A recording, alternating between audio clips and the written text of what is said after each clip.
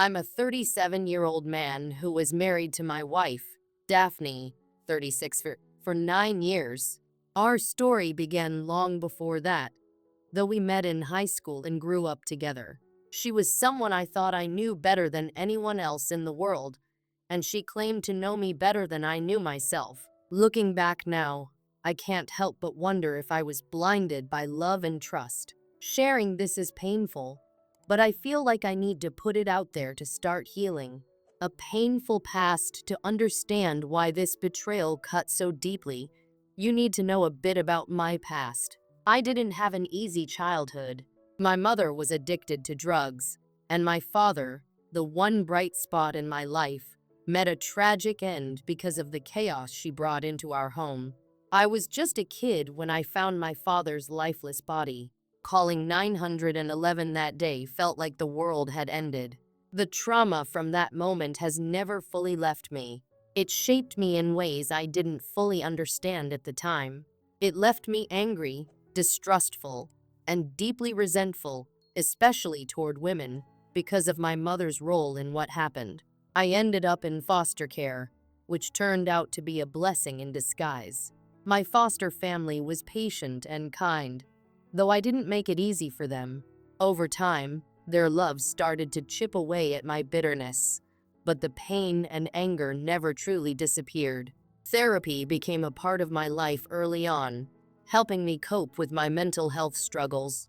Despite everything, I tried to move forward. Meeting Daphne in high school was a turning point.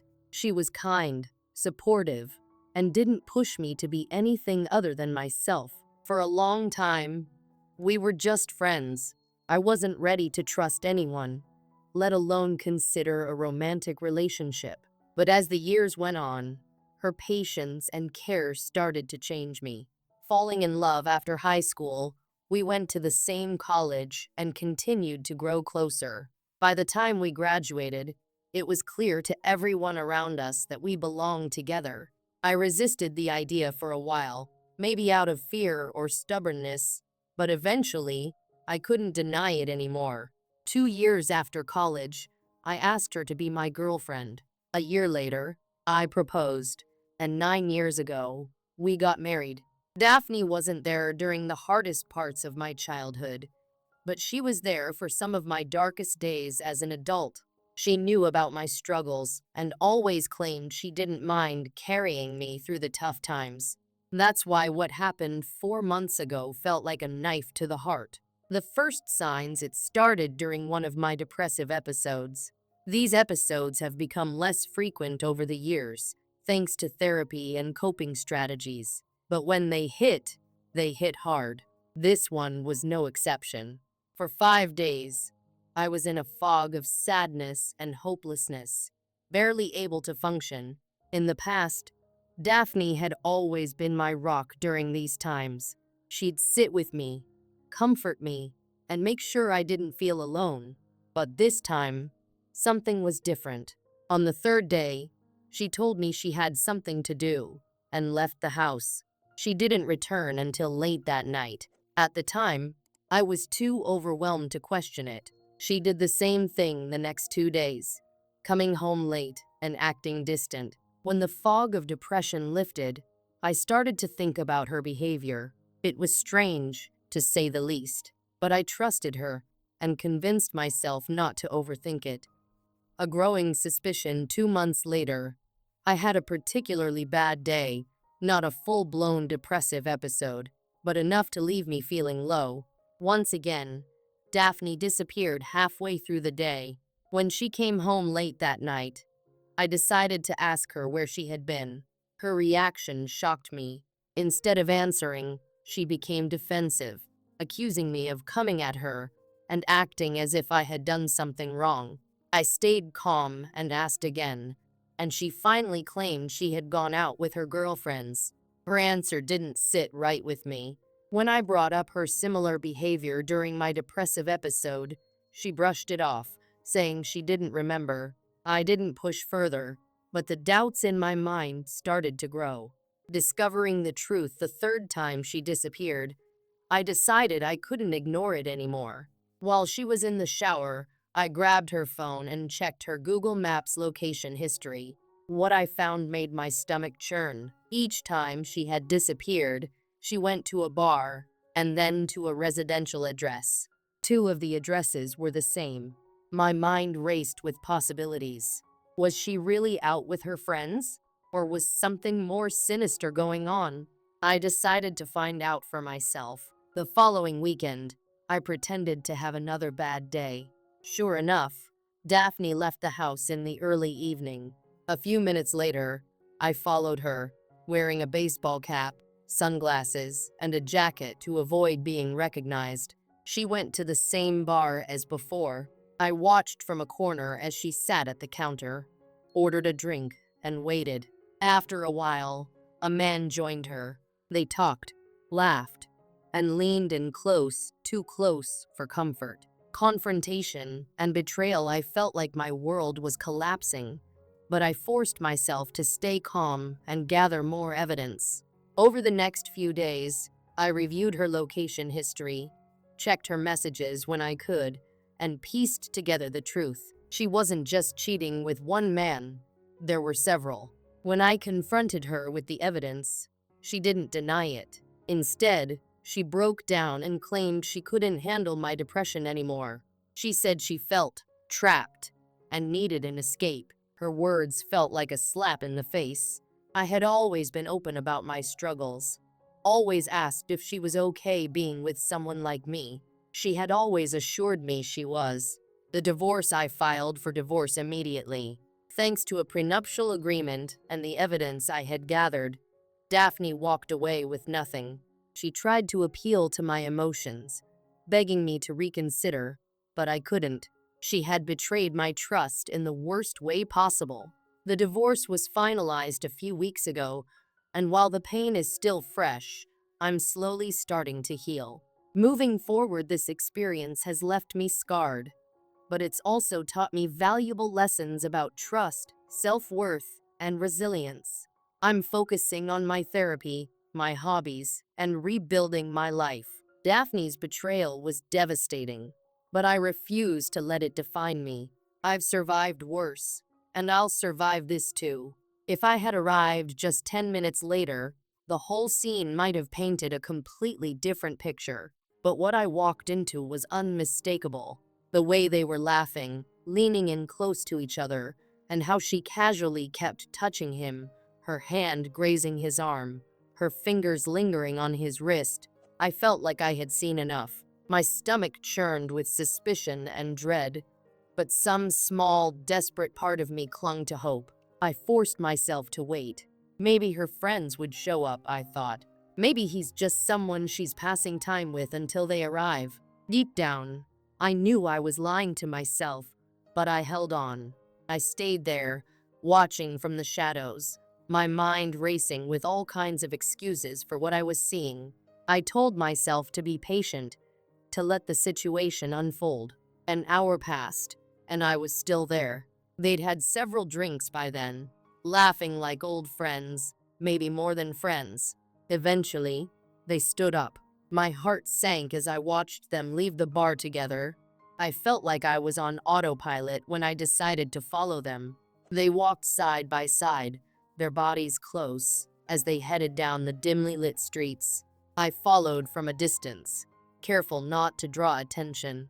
About 3 blocks away, they stopped in front of an apartment building. My stomach dropped. They entered the building together, disappearing inside without a glance back. I stood across the street, staring at the door they'd vanished through, my thoughts spiraling out of control.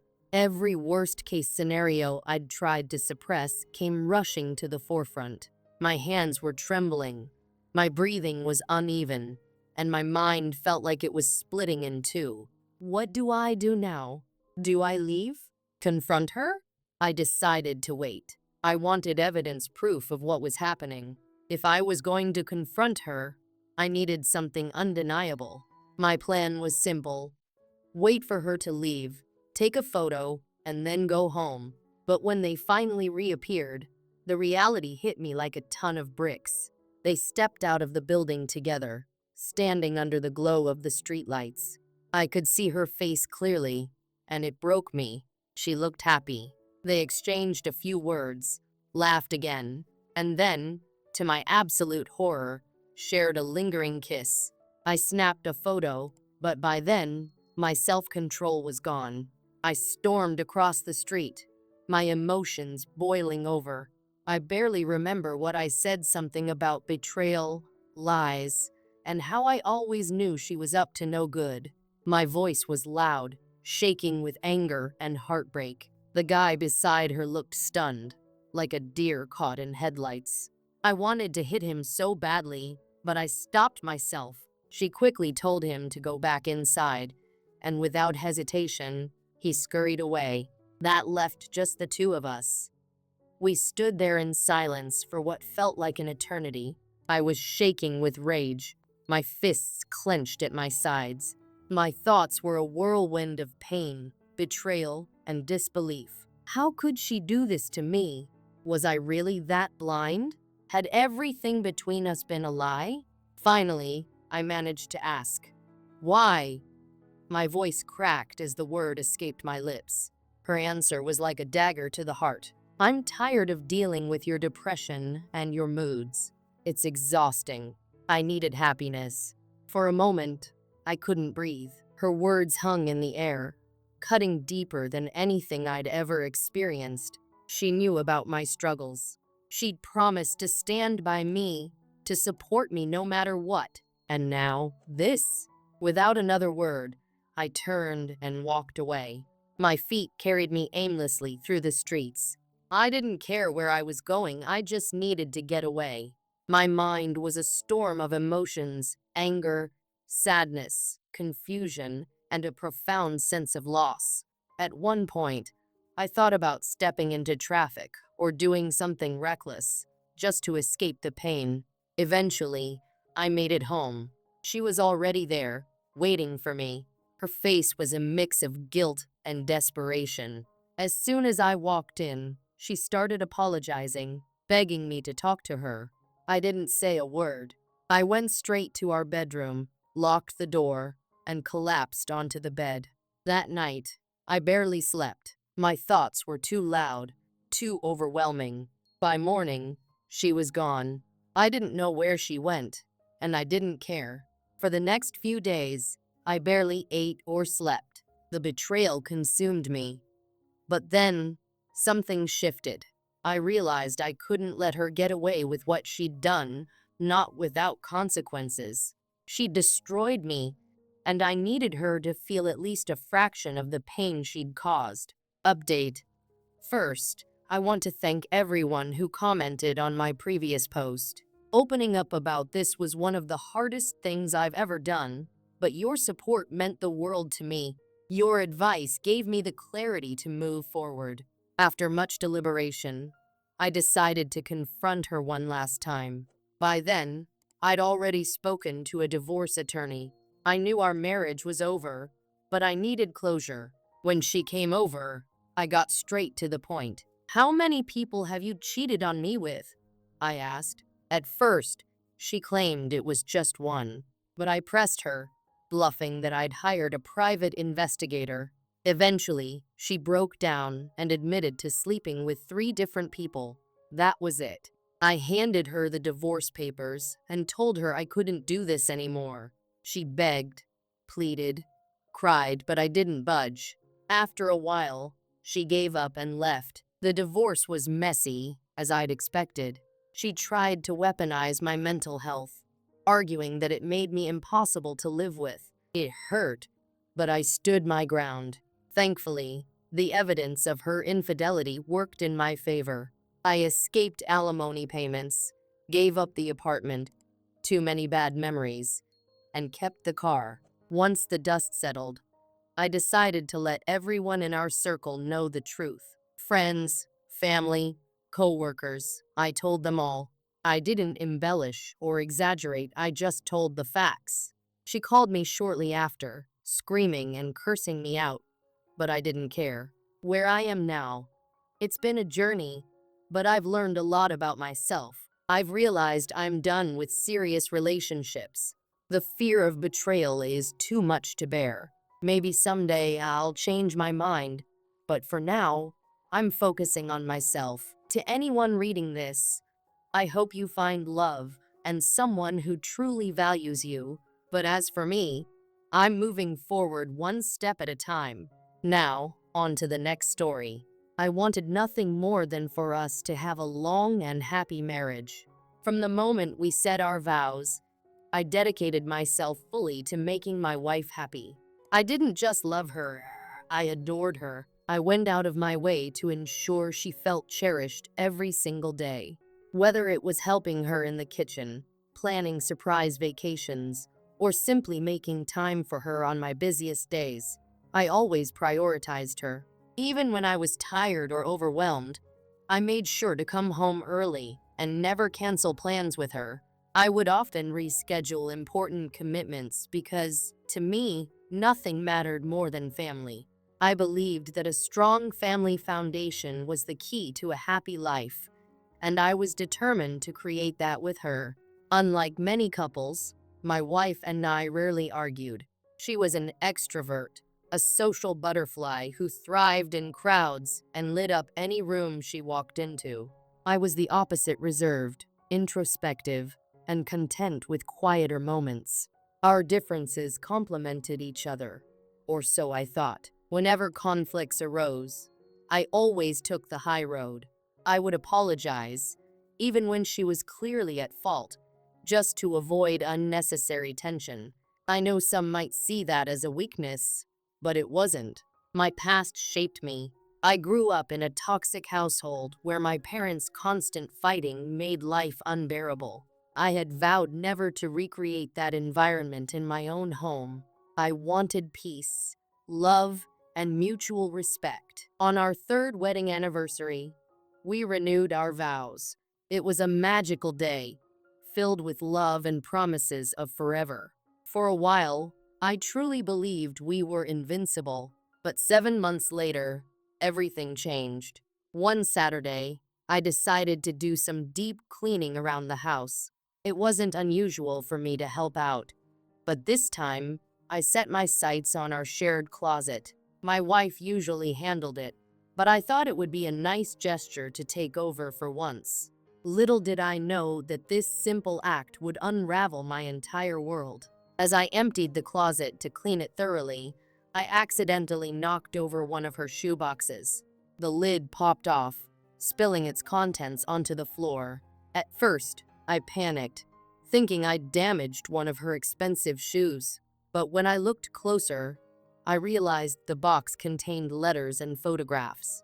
At first, I thought they were harmless keepsakes, perhaps letters from an old high school boyfriend or unsent notes from her teenage years.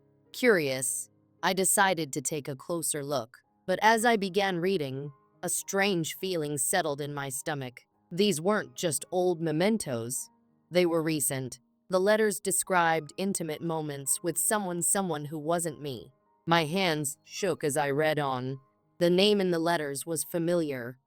Her high school crush. The more I read, the more my world crumbled. One letter described their escapades the night before our wedding.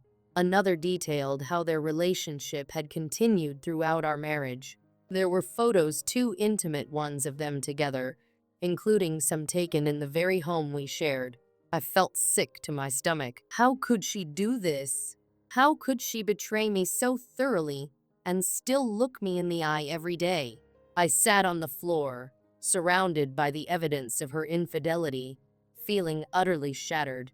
In my 37 years, I had experienced heartbreak before, but this was different. This wasn't just heartbreak.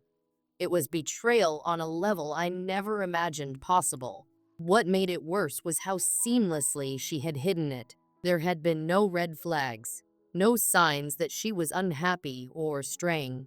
She still treated me with care, met my needs, and acted like the loving wife I believed her to be. I had trusted her completely, and she had taken that trust and shattered it. When she came home that afternoon, acting as though everything was normal, I couldn't even look at her. The woman I had loved so deeply was a stranger to me now. But instead of confronting her immediately, I decided to take my time. I needed to process what I had discovered and figure out how to handle it. Her high school reunion was just days away, and she had been excitedly preparing for it, even creating a slideshow of her favorite high school memories to share with her classmates. That gave me an idea, a way to expose her betrayal in the most public and humiliating way possible. The night before the reunion, I accessed her slideshow and replaced part of it with the letters and photos I had found. It was risky, but I was determined to go through with it. On the day of the reunion, I watched her from the sidelines as she mingled with old friends. Her high school crush was there too, and I noticed them exchanging smiles. My blood boiled, but I kept my composure. I wasn't going to let her ruin my plan. When it was time for her slideshow, she stood proudly in front of the crowd, smiling as the first few photos appeared on the screen. But then, the first incriminating photo appeared, her and her high school crush in bed together. Gasps filled the room, and her smile vanished. She froze, her face pale with shock. Before she could react, more photos and letters appeared on the screen, each one more damning than the last. The final slide was a message from me. "Don't come home tonight. We're getting divorced." She turned to look at me, tears welling up in her eyes, and ran toward me, but I didn't stay to hear her excuses. I walked out of the venue, leaving her to deal with the consequences of her actions. That night, she didn't come home, just as I had instructed. Instead, my phone was bombarded with calls, texts, and voicemails. She begged for a chance to explain, claiming it wasn't what I thought, but I ignored her. I was done. The next day, I received the custom order I had placed: pillows and gift bags featuring a picture of her and her affair partner. I packed her belongings and sent them to her parents' house, along with the letters and photos. I also shared everything in our family group chat before leaving the group for good. Her parents tried to call me, but I blocked them along with her. When the divorce papers were ready, she delayed signing them for as long as she could, but eventually, she had no choice. The pain of betrayal still lingers, but I'm relieved that chapter of my life is over. Marriage is off the table for me now. I may fall in love again someday, but I refuse to go through this kind of heartbreak again.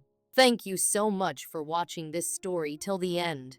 If you enjoyed it or found it relatable, don't forget to like this video, share it with your friends, and most importantly, subscribe to the channel for more incredible stories like this. Your support means the world to us, so hit that notification bell to stay updated whenever we upload. Have a similar story or thoughts to share? Let us know in the comments below. We'd love to hear from you. Until next time, take care and remember, trust and loyalty are the foundation of any relationship. See you in the next story.